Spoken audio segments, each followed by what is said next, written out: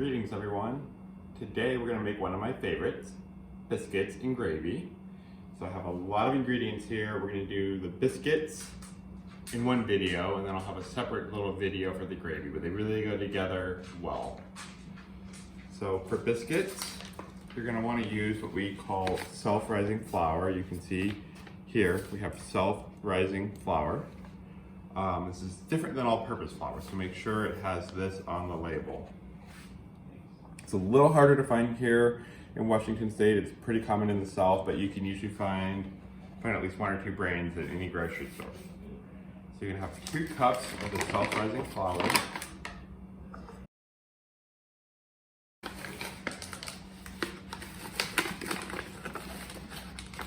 You can kind of use the side of the bag to help you level.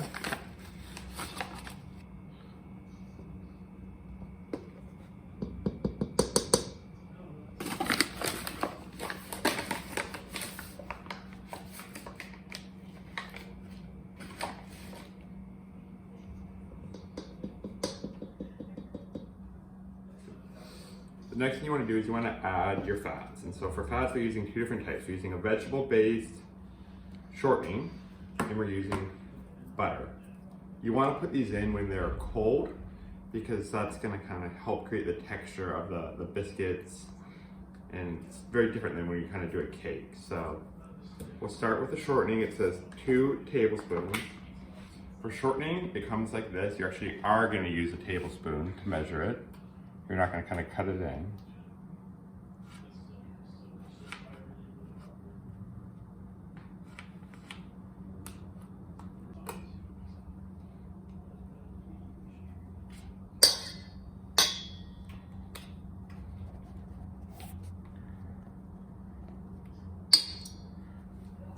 One.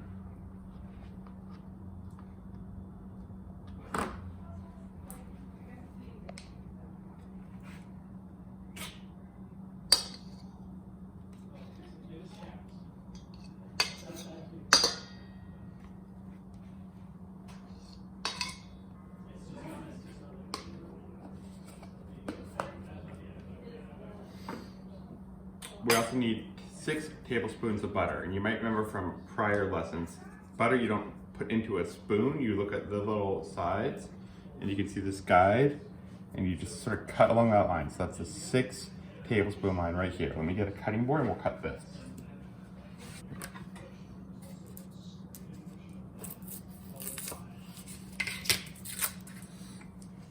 So now to add this, we're not going to put the whole stick in. A good trick and a good tip to kind of get it to a little mix better is you want to kind of grate it. So I'm going to take my cheese grater and grate this. If you don't have a cheese grater, you can use a knife and just cut it into little tiny chunks. This for me is a good time saver though. Just sort of grating the butter in. You can see it almost looks like cheese.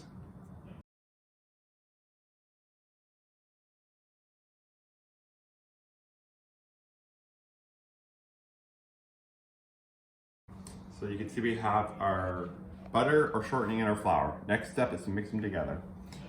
The best tool for that is what they call a pastry blender. It looks like this. If you don't have a pastry blender, you can use 2 forks and just sort of work them together to kind of create the same effect that this would have. But with a pastry blender, you put your hand here and you just kind of twist together. What you're doing is you're mixing the proteins in the flour with the fats, and it's going to slowly start to form a dough.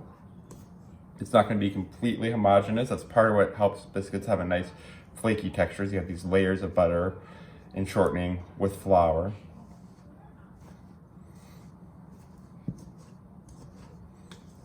Kind of scrape the sides.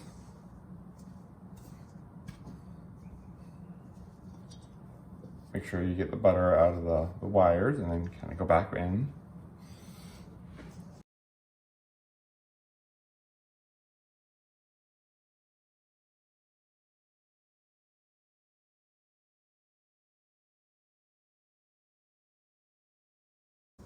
Once you have a pretty even texture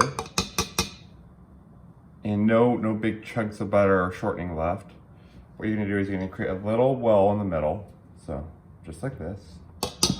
And then you're gonna add your buttermilk. We're gonna add 3/4 cup to 1 cup of buttermilk.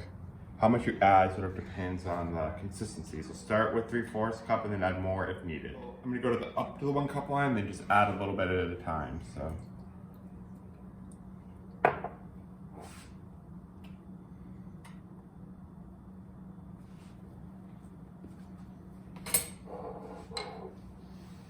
I'm pouring into this little well that I made.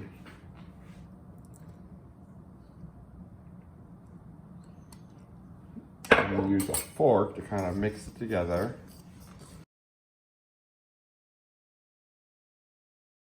If you're used to making batters, this is different. This is a dough, so it's gonna be pretty crumbly, almost like a crumbly pie crust. So just expect that texture. And again, don't add too much moisture if you don't need to. Eventually it's gonna be better just to use your hands and kind of just fold it together.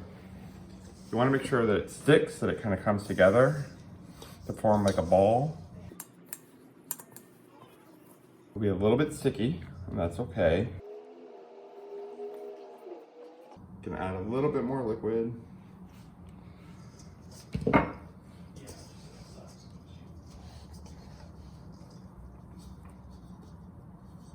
All right, it's a little sticky. That's okay. When we pat it out on the counter, we're gonna put flour down, and that'll help it not to stick. Next thing we're gonna do is we're gonna put a little flour on the counter so we can kind of pat out our dough. You don't want it to stick to your counter. So you just put a little handful.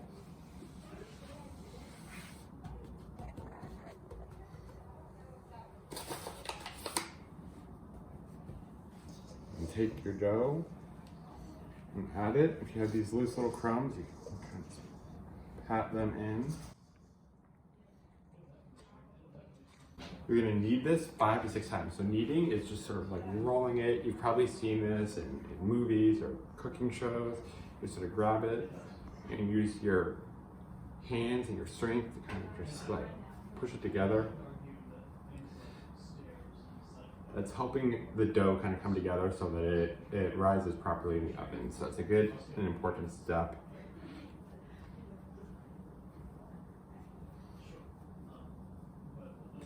Becoming less sticky as I knead it, which is great.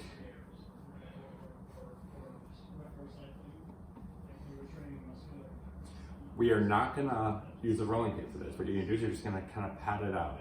So patting it is just sort of using your hands to kind of push it. You want it to be about 1 inch thick before you kind of cut out your biscuits. So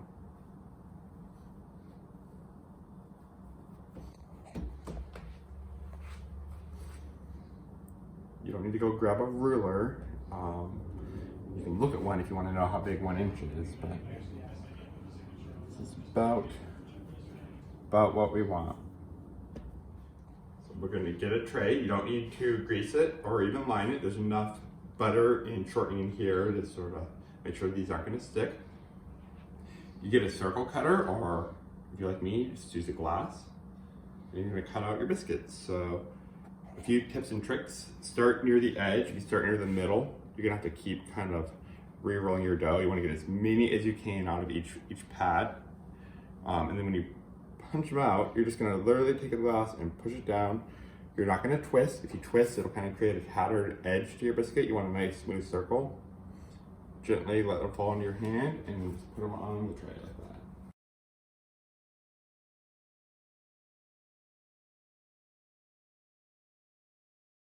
Leave about 1.5 to 2 inches between each one, just to give them room to grow.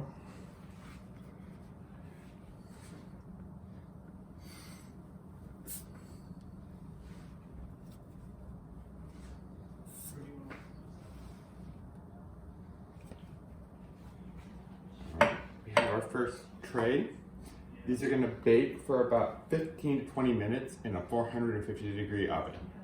So our oven's been preheated. We're gonna put these in and set a timer for 15 minutes. Meanwhile, I'm gonna get the second tray started.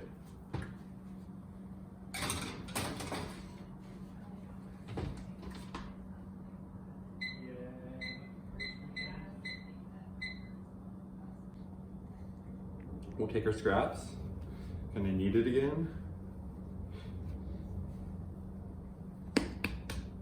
pat it out and see if we can get a few more biscuits out of this batch.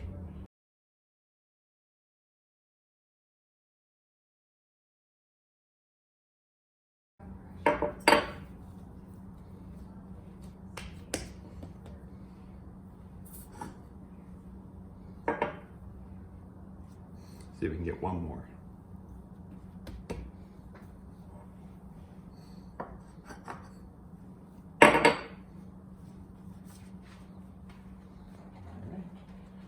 We're going to set this aside until our first batch is done. If you're doing gravy, now's a great time to start your gravy.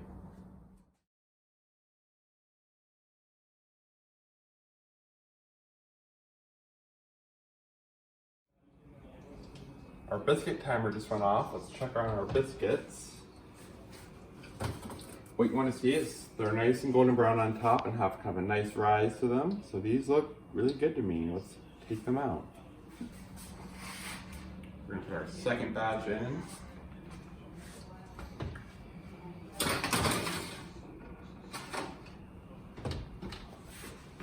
Set our timer for 15 minutes.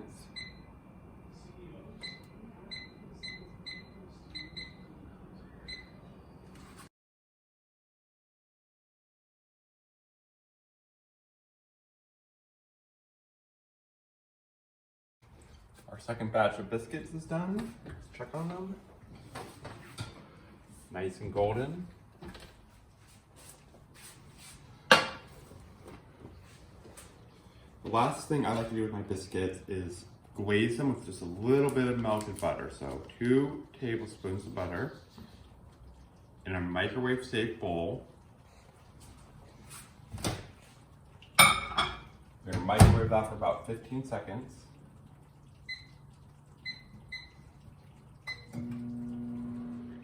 Take your butter and take a brush and do a nice little glaze.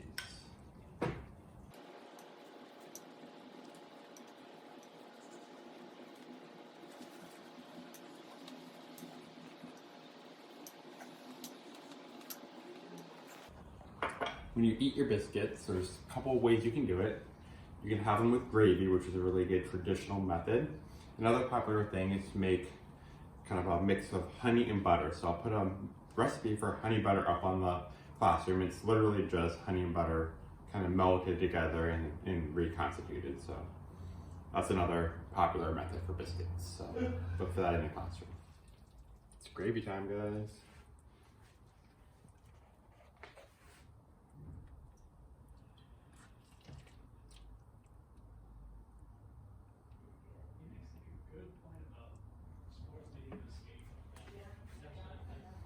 Hope you enjoy.